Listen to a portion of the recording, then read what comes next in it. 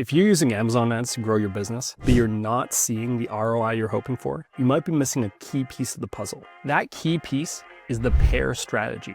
The pair strategy isn't just about Amazon ads. It's about utilizing each pillar of it to maximize the entire equation and maximize your Amazon account. In this video, I'm going to break down ads, the A in the pair strategy, so you can stop wasting time and, more importantly, stop wasting money and start scaling faster and smarter. Before I get into it, here's some proof.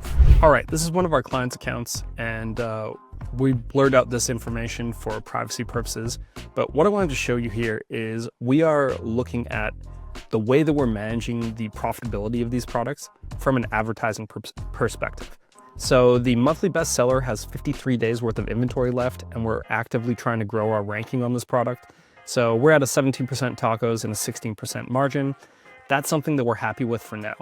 And we just finished a 7-day deal on the second bestseller, and we only have 36 days worth of inventory left.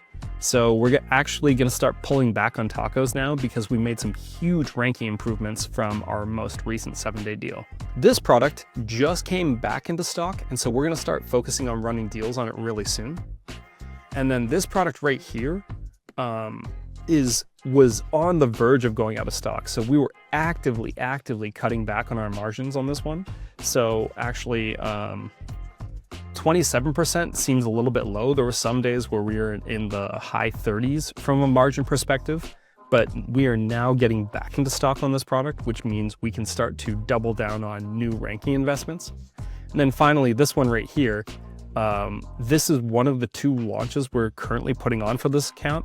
And so we are actively and proactively losing money on this product so that we can grow our rankings and really maximize performance coming into the summer. Okay, I really don't like doing stuff like that, but I do it so you know that we're serious. By the end of this video, you should know how to use ads in the pair method and have a pretty clear understanding and clear set of next steps for what needs to happen for you to grow your business using the pair strategy. This is going to be broken up into 3 different sections. First is going to be how you evaluate. Then the next thing is going to be how you implement and kind of fix up your ads from where they are right now. And then finally, we're going to talk about the ongoing portion. Now, the ongoing portion is actually going to be the longest portion because there's going to be a whole bunch of different things you need to do to make this strategy continually work, not just all at once. Let's talk about what happens when you get started. You're going to need to evaluate a bunch of different things. You're going to need to evaluate your campaign structure. You're going to need to evaluate your search term performance. You're going to need to evaluate your search term duplication.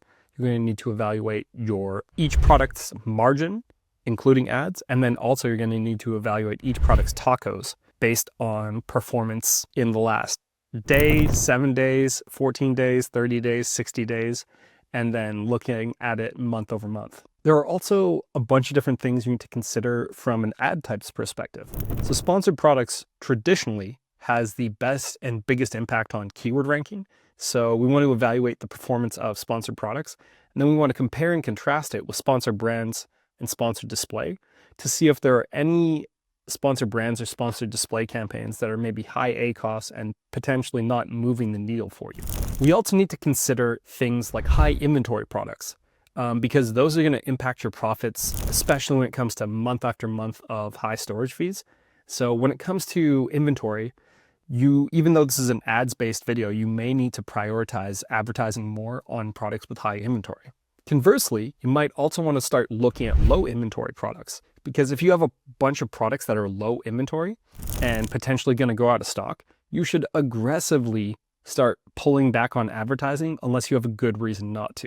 So a couple of good reasons not to are trying to go out of stock at full speed because you want to protect your ranking for when you come back in stock. We have seen that work for some clients, but it really depends on the situation. Also, we talked about search term duplication, but we also might want to talk about keyword duplication, or more clearly put, campaign duplication, where you have multiple campaigns that serve a similar purpose. So maybe you have multiple research campaigns, or maybe you have multiple auto campaigns, or maybe you have multiple product targeting campaigns. Any of those may actually be a bit of an overspend opportunity. And so often we will look at consolidating those if each of them are not performing to a standard we want. Now, I want to also call out that you can have multiple single keyword campaigns. That's not necessarily a problem, but there are some accounts we've taken over where we actually reduce the number of single keyword campaigns because they are overspending and potentially not really getting a great result from those single keyword campaigns, which kind of takes the meaning out of isolating them. And so when we see that, we will kind of regroup those keywords into a group keyword campaign and wait and see if their performance maybe improves over time. Maybe they're seasonal keywords, or maybe the product got less powerful for a little while. There are a bunch of different reasons why you may want to group or regroup keywords and then potentially break them out into single keywords again later when it's more strategic for your business to do so. It's important to remember that when you're using advertising, it's going to impact your margins.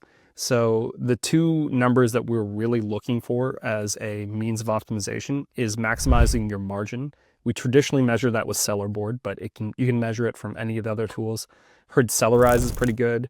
We actually built our own proprietary tools for our agency. So there's a lot of good options when it comes to managing your margins. And the second thing is your tacos. You can even calculate this on your own. Tacos is just ad spend divided by total sales, broken out by each individual product. We highly recommend you consider this number on a frequent basis because it can have a pretty meaningful impact on your business from a growth and a profitability perspective. So we recommend while you're doing this, kind of writing down a bunch of different things to see if there are any obvious things that you think could save you a lot of money.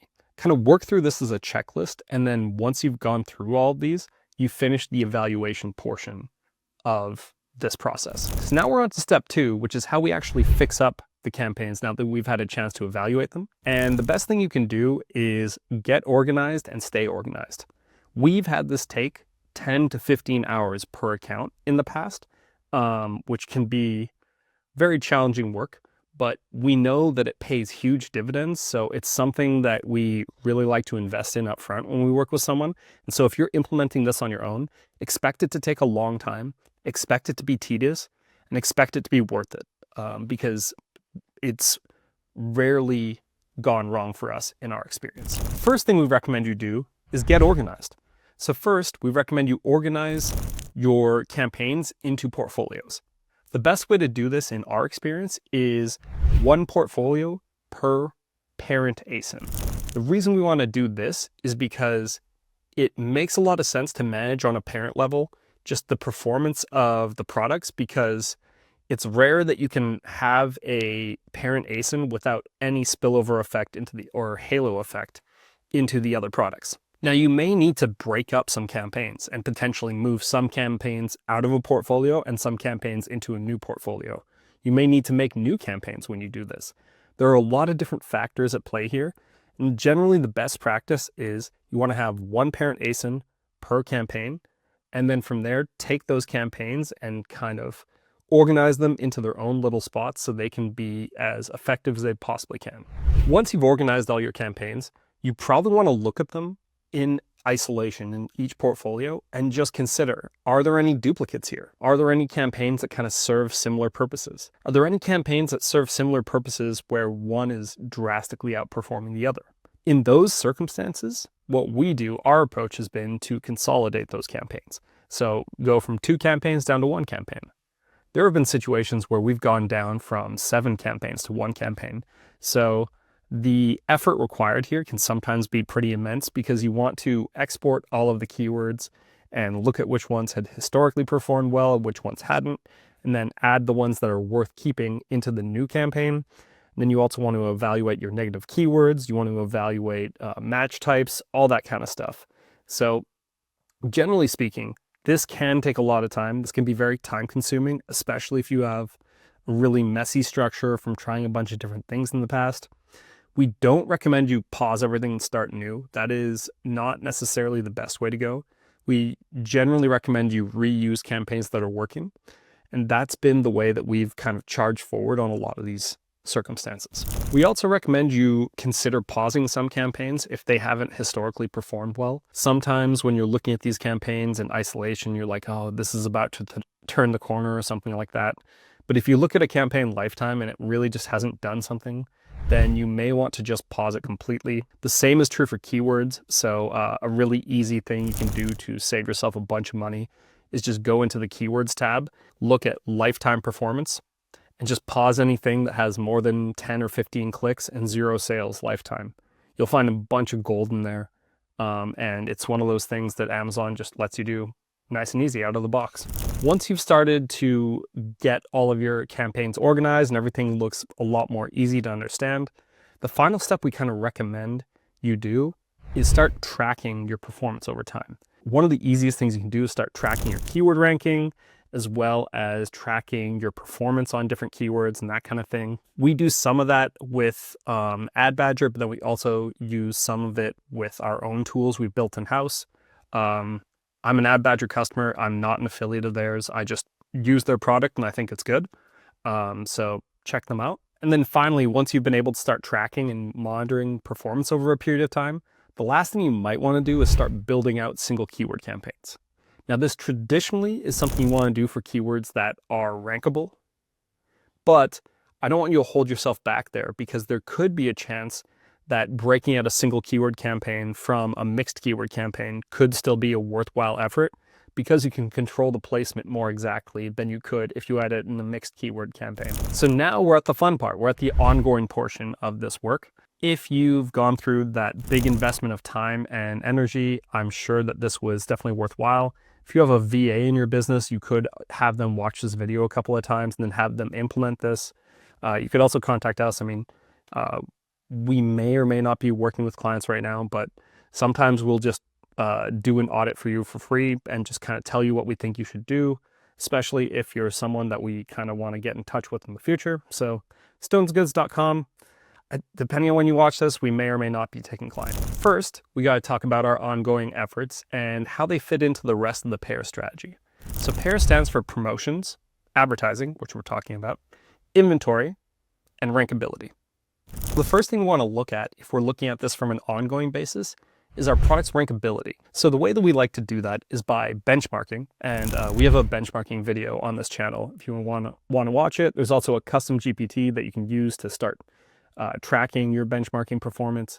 It's really handy stuff, all free. There's no email sign up or anything. Just go check it out. So yeah, we want to look at rankability of products, and the way we're traditionally doing this is by benchmarking ourselves against the competition on all of our best keywords to see if there are opportunities for us to spend more, to scale more, and sell more.